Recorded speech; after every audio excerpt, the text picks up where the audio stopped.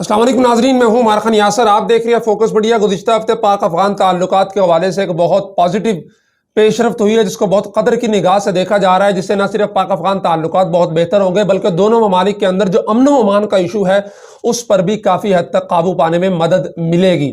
आप जानते हैं कि पाकिस्तान अफगानिस्तान दो बरादर हमसाया इस्लामी ममालिक हैं, जिनकी न सिर्फ 2600 किलोमीटर की तवील सरहद आपस के अंदर मिलती है बल्कि दोनों तरफ के आपस के अंदर मामलात हैं, रिश्तेदारियां हैं, गहरे ताल्लुकात हैं, तिजारत है और दीगर बहुत सारी चीज़ें हैं। इसलिए ये जो पेशरफ्त हुई है इसको न सिर्फ पाकिस्तान अफगानिस्तान बल्कि इन दोनों ममालिक के जो वेल विशर्स हैं जो पूरी दुनिया के अंदर फैले हुए हैं उनकी तरफ से भी बहुत कदर की निगाह से देखा जा रहा है। पेशरफ्त यह है कि जनाब अफगानिस्तान के हुक्मरान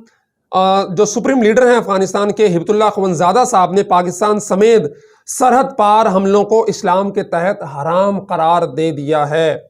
तालिबान के सीनियर रहनुमाओं ने हालिया दो तरफा मुज़ाकरात के बाद मुल्ला हिबतुल्लाह अखवंजादा साहब की तरफ से पाकिस्तानी हुक्काम को आगाह किया और उनके अज़म का इजहार किया कि वो किसी को अफगान सरजमीन से पाकिस्तान समेत किसी दूसरे ममालिक को धमकियां देने या उन पर हमले करने की इजाज़त नहीं देंगे।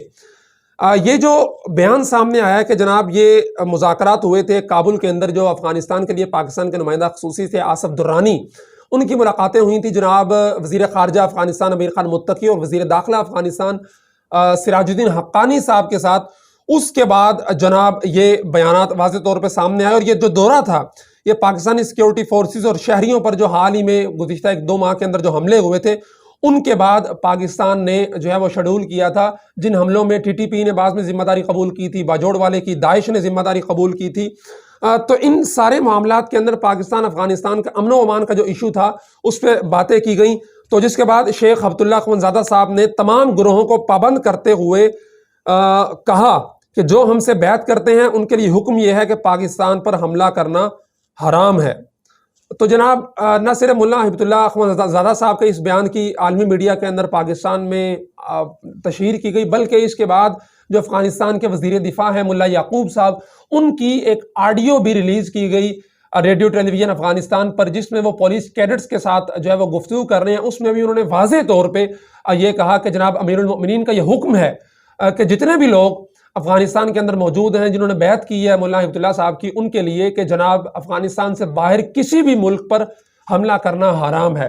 बल्कि जो अफगानिस्तान के मुफ्ती आज़म हैं मुफ्ती अब्दुल रऊफ साहब, उनका एक पश्तो बयान भी सामने आया वीडियो, जिसमें वो अमीरुल मोमिनीन जो अफगानिस्तान के हैं मुल्ला हिबतुल्लाह अखवंजादा साहब, उनके इस बयान की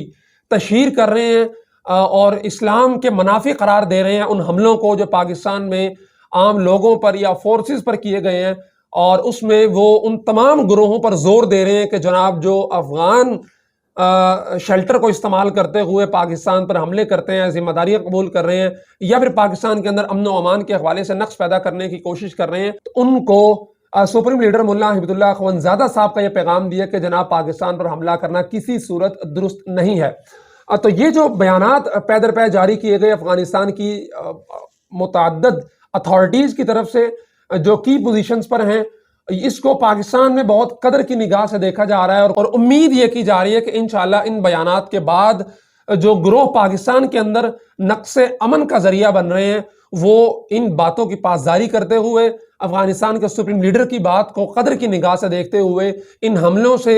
और इन धमाकों से जो है वो बाज आएंगे। लेकिन खैर आने वाले दिनों के अंदर देखते हैं इस हवाले से क्या होता है। अलबत्ता एक बात तो तय है कि पाकिस्तान का अमन अफगानिस्तान के साथ जुड़ा है और अफगानिस्तान का अमन पाकिस्तान के साथ जुड़ा है। न सिर्फ अमन बल्कि दोनों ममालिक की जो माईशत है वो भी एक दूसरे के अंदर गहरी जड़ें रखती है। इसलिए बेहतर यही है कि दोनों ममालिक एक दूसरे के अमन व अमान का, एक दूसरे के अवाम का, एक दूसरे की ख्वाहिशात का एहतराम करते हुए मुस्बत अंदाज में आगे बढ़ें ताकि दोनों ममालिक इन क्राइसिस से निकलते हुए तरक्की की राह पर गामजन हो सकें।